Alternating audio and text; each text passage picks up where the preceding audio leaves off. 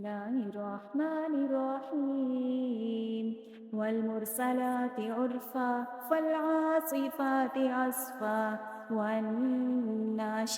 نشرا فالفارقات فرقا فالملقيات ذكرا عذرا أو نذرا إنما توعدون لواقع وإذا النجوم طمست وإذا السماء فرجت وإذا الجبال نسفت وإذا الرسل أقتت لأي يوم أجلت ليوم الفصل وما أدراك ما يوم الفصل ويل يومئذ للمكذبين ألم نهلك الأولين ثم نتبعهم الآخرين كذلك نفعل بالمجرمين ويل يومئذ للمكذبين ألم نخلقكم من ماء مهين فجعلناه في قرار مكين إلى قدر معلوم فقدرنا فنعم القادرون ويل يومئذ للمكذبين ألم نجعل الأرض كفاتا أحياء وأمواتا وجعلنا فيها رواسي شامخات وأسقيناكم ماء فراتا ويل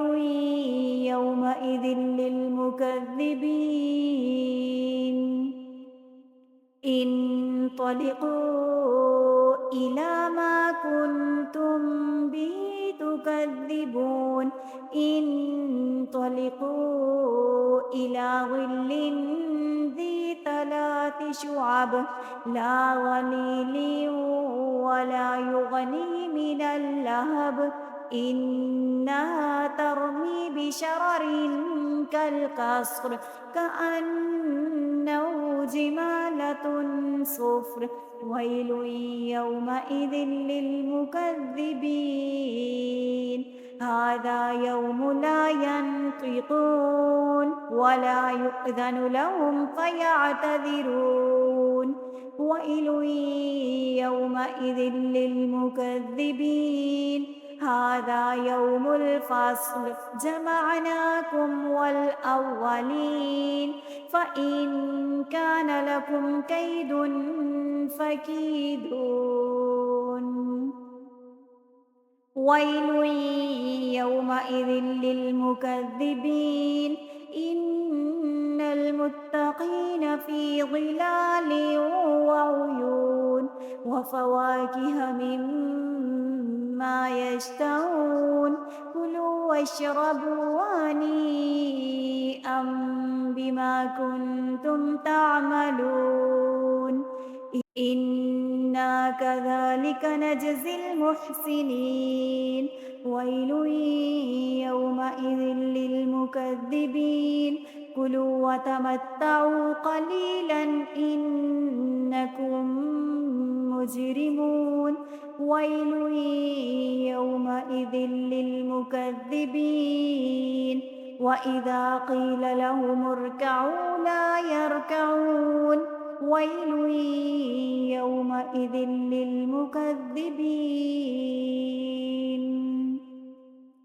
فبأي حديث بعده يؤمنون